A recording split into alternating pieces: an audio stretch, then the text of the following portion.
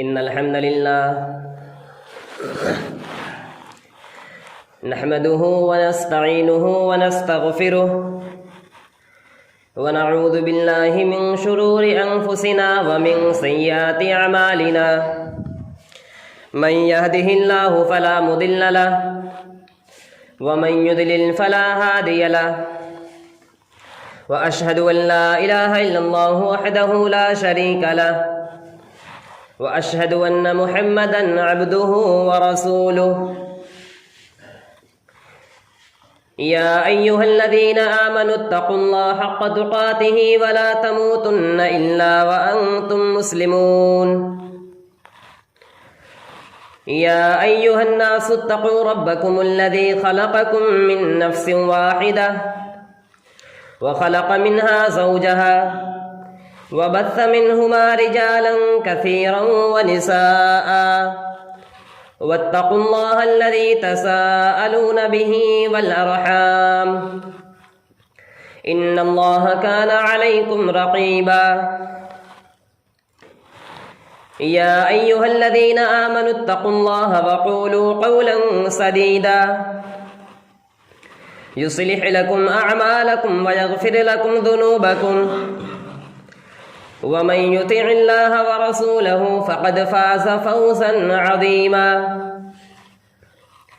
أما بعد فإن خير الحديث كتاب الله وخير الهدي هدي محمد صلى الله عليه وسلم وشر الأمور محدثاتها وكل محدثة بدعة وكل بدعة ضلالة وكل ضلالة في النار أعوذ بالله من الشيطان الرجيم بسم الله الرحمن الرحيم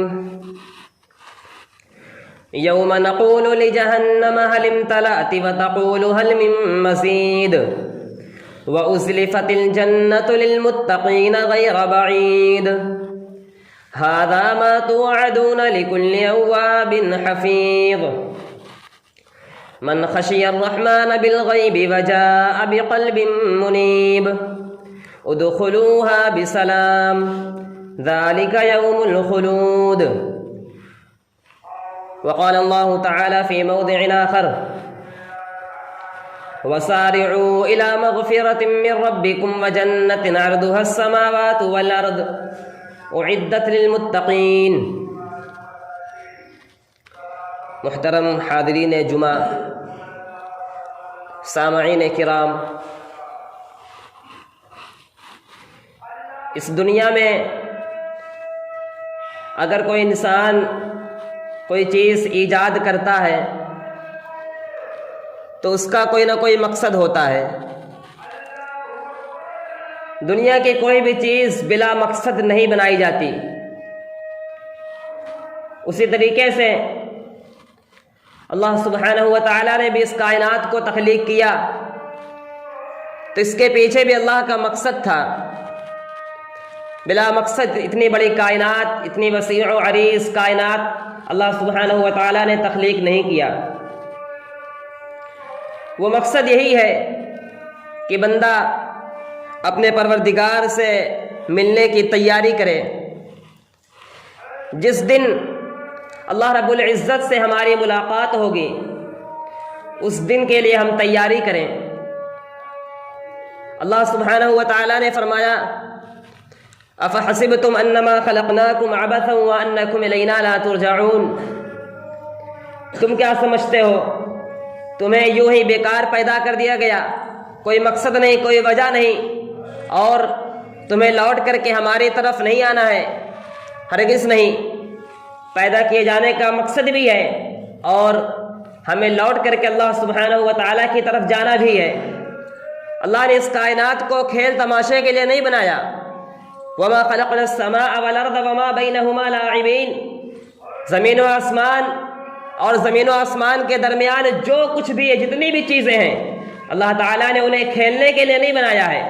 ہر چیز کے پیچھے مقصد ہے. وہ مقصد یہی ہے کہ انسان اپنے نجات کا سامان پیدا کرے، اپنی کامیابی کا راستہ نکالے اور سیدھے راستے کو لازم پکڑے. کیونکہ یہ تمام کائنات ختم ہو جانے والی چیز ہے، اور باقی رہنے والی زندگی وہ دوسری زندگی ہے جسے یوم آخرت، یوم سزا اور یوم جزا کا دن کہا جاتا ہے۔ اللہ سبحانہ و تعالیٰ نے فرمایا کل نفس ذائقۃ الموت، ہر چیز کو، ہر نفس کو ختم ہو جانا ہے، مر جانا ہے۔ وَإِنَّمَا تُوَفَّوْنَ أُجُورَكُمْ يَوْمَ الْقِيَامَةِ، اور سب کو پورا بدلہ قیامت کے دن دیا جائے گا۔ اللہ سبحانہ و تعالیٰ آگے فرماتا ہے کہ کل نفس ذائقۃ الموت وَإِنَّمَا تُوَفَّوْنَ أُجُورَكُمْ يَوْمَ الْقِيَامَةِ وَمَنْ زُحْزِحَ عَنِ النَّارِ، جو جہنم سے بچا لیا گیا، وَأُدْخِلَ الْجَنَّةَ فَقَدْ فَازَ، اور جنت میں داخل کر دیا گیا وہی کامیاب ہے۔ یعنی جو انسان جنت میں داخلہ پا جائے وہ کامیاب ہے۔ آج اسی جنت کے بارے میں ہم کچھ جاننے کی کوشش کریں گے کہ وہ جنت آخر ہے کیا چیز، اس جنت کا تذکر اللہ سبحانہ و تعالیٰ نے بار بار کیوں کیا ہے، اور وہ جنت دکھتی کیسی ہے، اس کی حقیقت کیا ہے، کیا واقعی جنت اس وقت موجود ہے یا وہ قیامت کے دن بنائی جائے گی؟ تو ان تمام سوالات کے جواب آج دیکھنے کی کوشش کریں گے۔ جنت اس وقت موجود ہے، اور یہ تصور دنیا کے ہر مذاہب میں پایا جاتا ہے۔ دنیا کے اندر جتنے مذاہب ہیں، ہر مذہب میں سورگ، نرک، جہنم اور جنت کا تصور پایا جاتا ہے، اور جنت اور جہنم دونوں چیزیں اللہ سبحانہ و تعالیٰ نے پیدا کر دیا ہے۔ اور جنت کے اللہ سبحانہ و تعالیٰ نے مختلف نام بیان فرمائے ہیں۔ قرآن مجید کے اندر کئی جگہوں پر جنت کے دوسرے ناموں کا تذکرہ کیا گیا ہے۔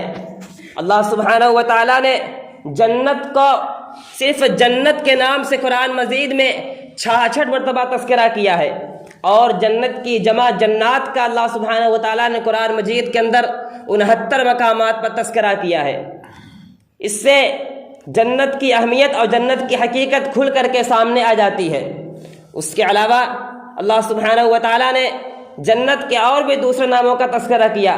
مثال کے طور پر دار السلام، سلامتی کی جگہ، امن کی جگہ، جہاں پر انسان کو کسی بھی قسم کی کوئی پریشانی نہیں آئے گی، وہاں پر انسان کو کسی بھی قسم کی کوئی مصیبت لاحق ہی نہیں ہوگی، انسان ہمیشہ سلامتی میں رہے گا اور ہمیشہ وہ امن میں رہے گا۔ اللہ سبحانہ و تعالیٰ نے فرمایا لہم دار السلام عند ربہم، ان کے لیے ان کے رب کے پاس سلامتی والا گھر ہے جہاں وہ ہمیشہ رہیں گے۔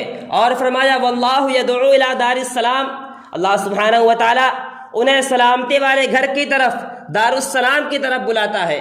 اسی طریقے سے اللہ سبحانہ و تعالیٰ نے جنت کا نام دار الخلد رکھا، ہمیشہ رہنے کی جگہ۔ جو بندہ اس میں داخل ہو جائے گا اس میں دوبارہ وہ نکلے گا نہیں، اس میں ہمیشہ رہے گا۔ اسی طریقے سے اللہ سبحانہ و تعالیٰ نے اس کا نام دار المقامہ رکھا، جنت الماوا رکھا، جنات عدن رکھا، اور اس کا نام فردوس رکھا۔ فردوس یہ جنت میں سب سے اعلیٰ مقام ہے۔ جنت میں جو سب سے بہترین، سب سے خوبصورت اور سب سے اچھی جگہ ہے وہ جنت الفردوس ہے۔ اسی طریقے سے اللہ سبحانہ و تعالیٰ نے اس کا نام دار الحیوان رکھا، ہمیشہ کی زندگی والی جگہ۔ اور جنات النعیم، نعمتوں والے باغات، نعمتوں والی جگہ اور بے شمار نعمتوں والی جگہ اللہ سبحانہ و تعالیٰ نے اس کا نام رکھا۔ اسی طریقے سے قرآن مجید میں جنت کو بے شمار ناموں سے اللہ سبحانہ و تعالیٰ نے یاد کیا، اس کا تذکرہ کیا۔ جنت کے اندر اللہ سبحانہ و تعالیٰ نے بے شمار وسعت اور پھیلاؤ رکھا ہے۔ جنت انتہائی وسیع و عریض ہے، اس کا تصور انسانی ذہن کر ہی نہیں سکتا ہے۔ اللہ سبحانہ و تعالیٰ کی کسی بھی نعمت کا تصور انسان کا ذہن نہیں کر سکتا، انسان کا ذہن اتنی دور جا ہی نہیں سکتا ہے۔ اور جنت کی وسعت بہت ہی زیادہ ہے۔ اللہ کے نبی صلی اللہ علیہ وسلم ارشاد فرماتے ہیں کہ جنت کی جو وسعت ہے، جو اس کا پھیلاؤ ہے، وہ زمین و آسمان کے درمیان جتنی جگہ ہے اس سے کہیں زیادہ ہے۔ آج تک کوئی بھی سائنٹسٹ اس بات کو ثابت نہ کر سکے کہ زمین سے لے کر کے آسمان تک کی لمبائی کتنی ہے، اس کا کوئی پرمان، کوئی ثبوت آج تک مل ہی نہیں سکا ہے۔ لیکن اس سے بھی زیادہ وسعت اور اس سے بھی زیادہ گہرائی جنت کے اندر موجود ہے۔ یعنی جنت بے شمار وسیع و عریض ہے جس کی کوئی انتہا نہیں۔ اور جنت میں اللہ سبحانہ و تعالیٰ نے بے شمار مرتبے رکھے ہیں، یعنی جنت میں کئی مرتبے ہیں، اور وہ مرتبے لوگوں کو ان کے اعمال کے حساب سے دیے جائیں گے۔ جس بندے کے جس قدر اعمال ہوں گے، جس نے دنیا میں رہ کر کے اللہ سبحانہ و تعالیٰ کی جتنی زیادہ عبادت کی ہوگی، اس کے اعمال کے بقدر اسے جنت میں مرتبے اور درجے دیے جائیں گے۔ اللہ کے نبی جناب محمد رسول اللہ صلی اللہ علیہ وسلم ارشاد فرماتے ہیں ان فی الجنت مئات درجہ، کہ جنت کے اندر 100 درجے ہیں، اور یہ 100 درجے مجاہدین کے لیے ہیں، اللہ کے راستے میں جہاد کرنے والوں کے لیے 100 درجے ہیں، اور اہل ایمان کے لیے، دیگر مومنین کے لیے اس کے علاوہ دوسرے درجے ہیں، اور اس کے علاوہ اور بہت سارے درجے ہیں۔ دوسرے مقام پر 100 درجوں کا تذکرہ اہل ایمان کے لیے کیا گیا۔ معلوم ہوا کہ لوگوں کے لیے ان کے اعمال کے حساب سے اور ان کے دیگر نیکیوں کے حساب سے انہیں درجات مہیا کیے جائیں گے، اور ان درجات میں بہت زیادہ فرق ہوگا۔ جنت کا ایک درجہ دوسرے درجہ سے 70 سال کی مسافت پر ہوگا۔ ایک انسان نچلے درجے میں ہوگا، وہ اپنے سے اونچے والے درجے کے انسان کو دیکھے گا، جس طریقے سے آج ہمیں ستارہ دکھائی دیتا ہے، اس طریقے سے وہاں وہ دوسرا درجہ اسے دکھائی دے گا۔ اتنا دور وہ درجہ رکھے گا اللہ سبحانہ و تعالیٰ۔ اور پیارے نبی جناب محمد رسول اللہ صلی اللہ علیہ وسلم ارشاد فرماتے ہیں کہ ایک انسان گھوڑے پر سوار ہو کر کے لگاتار 70 سال 700 سال اور تذکرہ ہے کہ چلتا جائے تب جا کر کے اسے دوسرا درجہ ملے گا۔ اور اللہ سبحانہ و تعالیٰ نے تمام درجوں کے درمیان یہ فرق اسی لیے رکھا کہ انسان دنیا میں جو اعمال کرتا ہے، جو نیکیاں کرتا ہے، اسے اس کے اعمال کے بقدر اور اس کی نیکیوں کے بقدر اسے جنت میں درجے دیے جائیں گے۔ جب انسان جنت کے دروازے پر پہنچے گا تو دیکھے گا کہ جنت کے کئی دروازے ہیں، اور حدیث کے مطابق جنت میں 8 دروازے موجود ہوں گے۔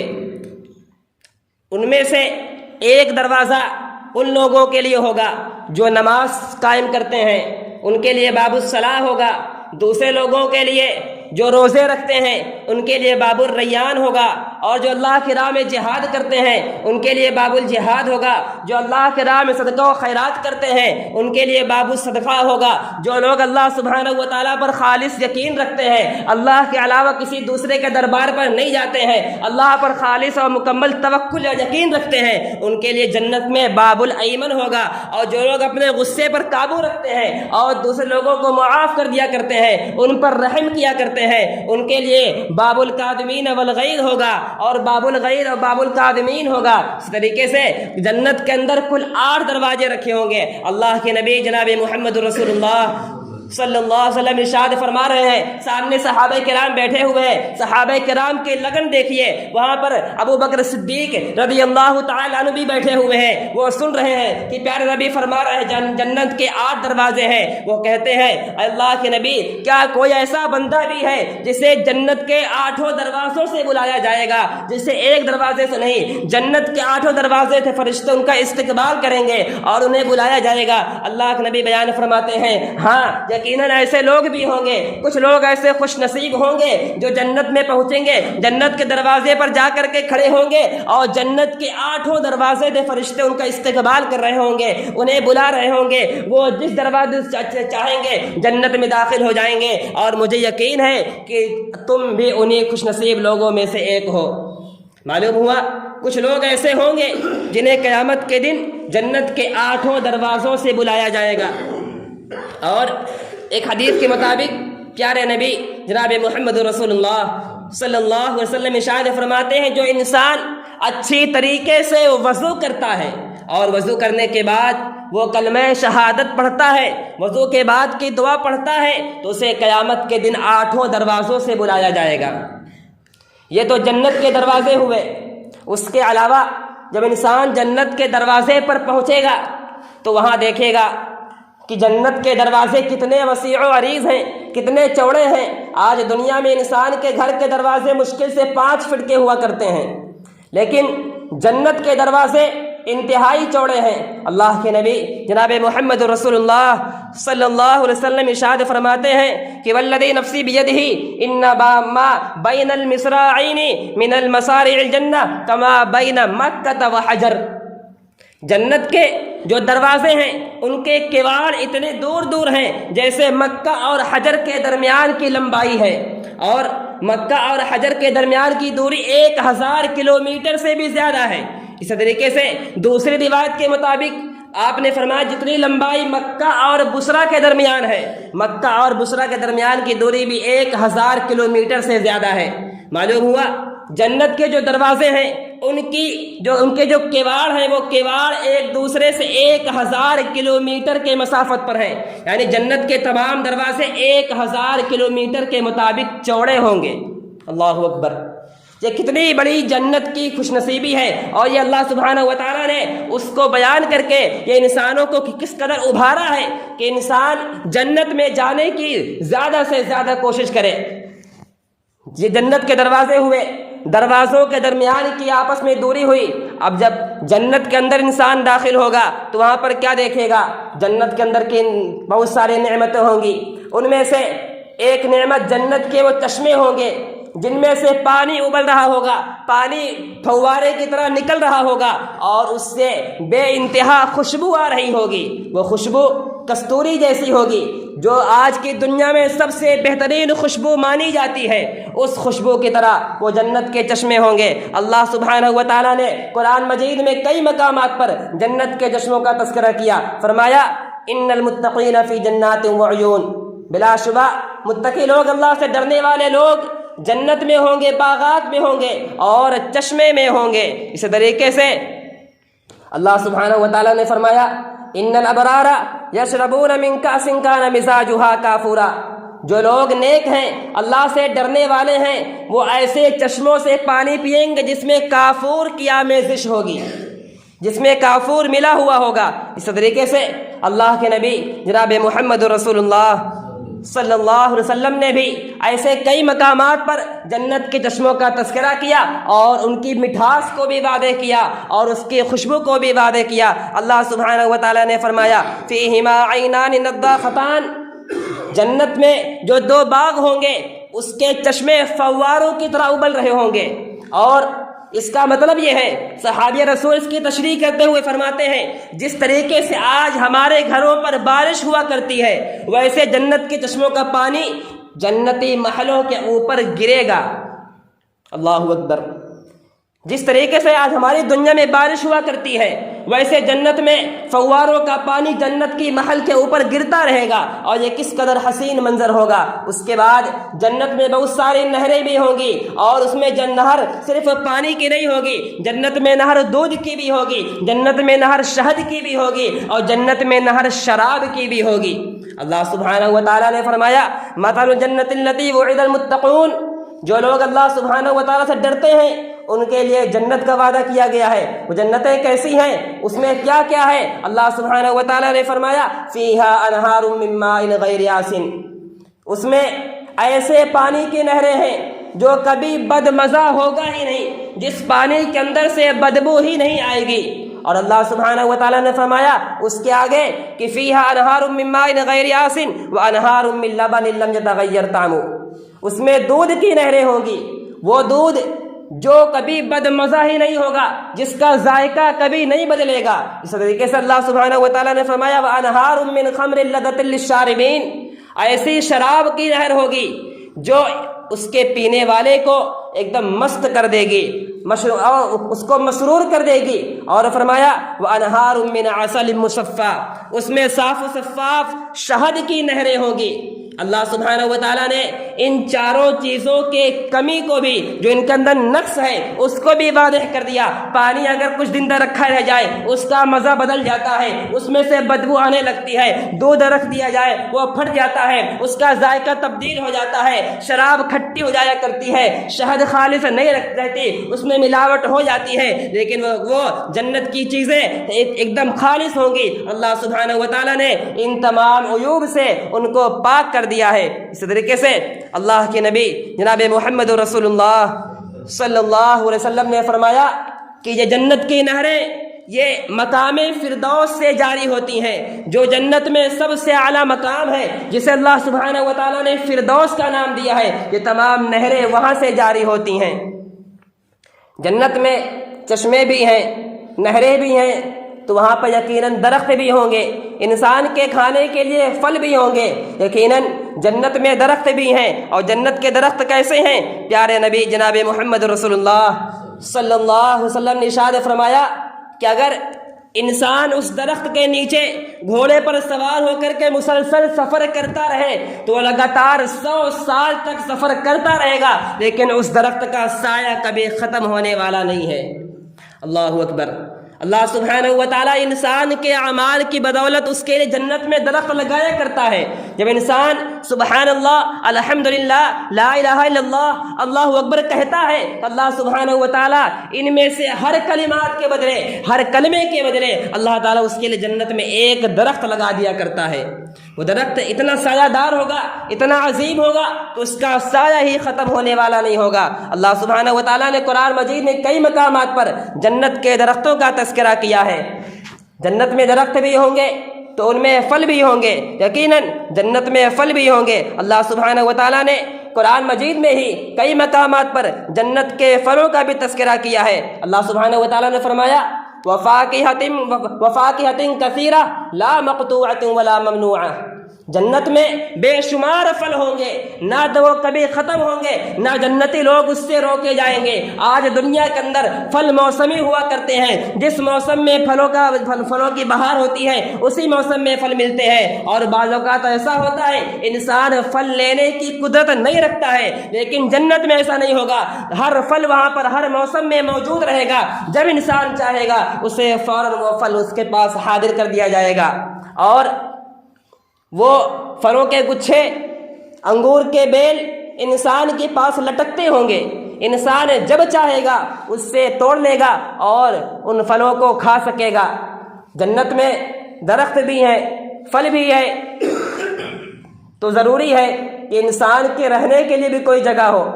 آج دنیا کے اندر انسان سب سے پہلے اپنے رہنے کا انتظام کرتا ہے، اور اپنے رہنے کی جگہ کو، اپنے گھر کو زیادہ سے زیادہ بہتر اور عالیشان بنانے کی کوشش کرتا ہے۔ تو یقیناً جنت کے اندر بھی ایسی جگہ ہوگی جہاں انسان رہے گا۔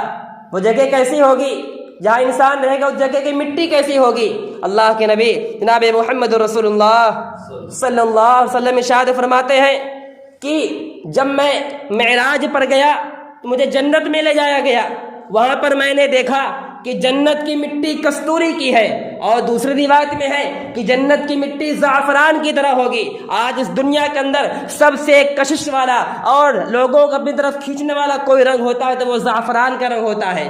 جنت کی مٹی زعفران کی طرح ہوگی، اور وہ مٹی مشک کی طرح بھی ہوگی، اس کے اندر سے مشک کی خوشبو آ رہی ہوگی، اور اسی مٹی سے اللہ سبحانہ و تعالیٰ گارا بنا کر کے لوگوں کے لیے، جنتیوں کے لیے جنت میں محل تعمیر کرے گا۔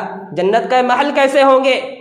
جس طریقے سے آج لوگ اپنے گھروں کو تعمیر کرتے ہیں، اپنے گھروں کو بناتے ہیں اینٹوں کے ذریعے سے، ویسے ہی جنت کے محل بھی اینٹوں سے تعمیر کیے جائیں گے، لیکن وہ اینٹ ایسے اینٹ نہیں ہوں گے آج ہمارے دنیا کی طرح، وہ اینٹ مٹی کے پکے ہوئے اینٹ نہیں ہوں گے۔ جنت کے جو محل بنے ہوں گے اس کے اینٹ سونے اور چاندی کی ہوں گے، ایک اینٹ سونے کی رکھی ہوگی، اس کے اوپر ایک اینٹ چاندی کی رکھی ہوگی، پھر ایک اینٹ سونے کی رکھی ہوگی، پھر اس کے اوپر ایک اینٹ چاندی کی رکھی ہوگی، اور ایک اور روایت کے مطابق وہاں پر ایک اینٹ سفید موتی کی ہوگی، ایک اینٹ لال موتی کی ہوگی، اور ایک اینٹ ہرے موتی کی ہوگی۔ اس کے درمیان جس چیز کو مسالہ بنا کر کے، گارا بنا کر کے آج اس دنیا کے مطابق سیمنٹ اور بالو کے ذریعے جس چیز سے جوڑا جائے گا، وہ کیا چیز ہوگی؟ وہ یہی کستوری، مشک اور زعفران ہوگی، یہی وہ مٹی ہوگی جس سے اللہ سبحانہ و تعالی وہاں پر ان اینٹوں کو جوڑے گا۔ اور آج لوگ مضبوطی کے لیے بجری اور یہ کنکڑ کا استعمال کرتے ہیں، اللہ سبحانہ و تعالی اس کی جگہ پر وہاں موتی اور یاقوت کو استعمال کرے گا۔ کنکڑ کی جگہ اللہ سبحانہ و تعالی مضبوطی کے لیے وہاں پر یاقوت اور موتی کو لائے گا، اور ایک ایسا بھی محل ہوگا کہ جو پورے ایک موتی کو تراش کر کے اللہ سبحانہ و تعالیٰ نے پورا محل بنایا ہوگا۔ آج دنیا کے اندر اگر کوئی عمارت خوبصورت ہوتی ہے اسے لوگ دیکھنے کے لیے جاتے ہیں۔ آج اس ہندوستان کے اندر سب سے خوبصورت عمارت جو مانی جاتی ہے وہ تاج محل ہے، سفید پتھر کی عمارت، لیکن وہ پتھروں کو جوڑ کر کے بنائی گئی ہے، جسے دنیا بھر کے تمام لوگ دیکھنے کے لیے آتے ہیں۔ لیکن وہ جنت کا محل ہوگا جو صرف ایک موتی سے بنا ہوگا، اور اللہ سبحانہ و تعالیٰ ایک موتی کو تراش کر کے اس سے وہ پورا خیمہ اور پورا محل تعمیر فرما دے گا۔ یہ جنت کے محل ہوں گے جو انتہائی خوبصورت ہوں گے اور ان کی مثال دنیا میں نہیں مل سکتی ہے۔ اللہ سبحانہ و تعالیٰ ان محلات میں، ان عمارتوں میں کمرے بھی بنائے گا۔ جس طریقے سے آج لوگ گھروں کو بناتے ہوئے کمروں کا انتظام کرتے ہیں، الگ الگ کمرے بنایا کرتے ہیں، اسی طریقے سے اللہ سبحانہ و تعالیٰ جنت کے محل میں بھی کمرے بنائے گا۔ اور اس بات کو اللہ سبحانہ و تعالیٰ نے قرآن مجید میں واضح بھی کیا۔ اللہ سبحانہ و تعالیٰ نے فرمایا لیکن الذین اتقوا ربهم غرف من فوقها غرف، یعنی جنت میں کمروں کے اوپر کمرے، کمروں کے اوپر کمرے ہوں گے، تہ بتہ کمرے ہوں گے، منزلوں پر منزلیں بنی ہوں گی، اور وہ جگہ ایسی ہوگی کہ انسان باہر کی چیزیں اندر دیکھ سکے گا، اندر کی چیزیں باہر سے دیکھ سکے گا۔ وہ انسان جہاں بھی رہے گا اندر کی چیزیں اسے وہیں سے نظر آ جایا کریں گی۔ اتنے خوبصورت اور اتنی بہترین عمارت ہوگی، اور جنت کی عمارت اس کی مثال دنیا میں نہیں مل سکتی ہے۔ جنت میں اللہ سبحانہ و تعالیٰ لوگوں کے لیے بازار کا بھی انتظام کرے گا۔ جس طریقے سے آج دنیا میں لوگ بازار جایا کرتے ہیں، اسی طریقے سے جنت میں بھی اللہ سبحانہ و تعالیٰ لوگوں کے لیے بازار کا انتظام کرے گا، اور تمام جنتی لوگ جمعہ کے دن بازار جایا کریں گے، اور جمعہ کے دن ان کے بازار کے لیے مختص ہوگا۔ تمام جنت کی یہ نعمتیں یہ ہمیشہ رہنے والی چیزیں ہیں، یہ کبھی ختم نہیں ہوں گی۔ اللہ سبحانہ و تعالیٰ نے قرآن مجید میں اس چیز کو کئی مقامات پر ذکر کیا کہ ان الذین آمنوا وعملوا الصالحات کانت لہم جنات الفردوس نزلا، جو لوگ ایمان لائے ہیں، نیک اعمال کیے ہیں، ان کے لیے جنت الفردوس اللہ سبحانہ و تعالیٰ نے رکھ دیا ہے، خالدین فیہا لا یبغون عنہا حولا، جس میں وہ ہمیشہ رہیں گے، کبھی ختم ہوگی ہی نہیں، اور وہ خود بھی اس کو چھوڑ کر کے دوسری جگہ جانے کی خواہش ہی نہیں کریں گے۔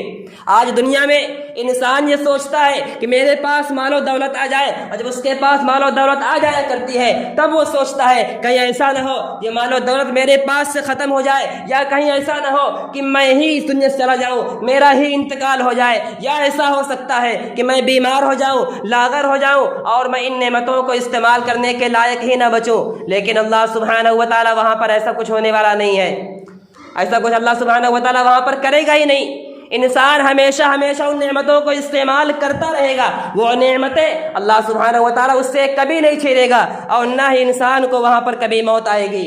اسی لیے اللہ سبحانہ و تعالیٰ فرماتا ہے وَسَارِعُوا إِلَىٰ مَغْفِرَةٍ مِّن رَبِّكُمْ، لوگوں اپنے رب کی طرف دوڑو، اپنے رب کی بخشش کی طرف دوڑو، اپنے رب کی مہربانی کی طرف دوڑو، وَجَنَّةٍ عَرْضُهَا السَّمَاوَاتُ وَالْأَرْضُ، اور اس جنت کی طرف بھاگو، اس جنت کی تیاری کرو، اس کے لیے کوشش کرو۔ کون سی جنت؟ جو آسمانوں اور زمین کے برابر ہے، تمام کے تمام آسمانوں اور تمام زمینوں کے برابر وہ جنت ہے۔ وہ کس کے لیے تیار کی گئی ہے؟ اعدت للمتقین، جو اللہ سبحانہ و تعالیٰ سے ڈرنے والوں کے لیے تیار کی گئی ہے، جو گناہوں سے رکنے والوں کے لیے تیار کی گئی ہے، جو اللہ سبحانہ و تعالیٰ کی عبادت کرنے والوں کے لیے تیار کی گئی ہے، جو اللہ کو ایک ماننے والوں کے لیے تیار کی گئی ہے، جو اللہ پر مکمل بھروسہ کرنے والوں کے لیے تیار کی گئی ہے۔ لیکن یاد رکھیے، جو انسان اس دنیا میں رہ کر کے اللہ سبحانہ و تعالیٰ کی عبادت نہیں کرتا وہ جنت کو حاصل نہیں کر سکتا۔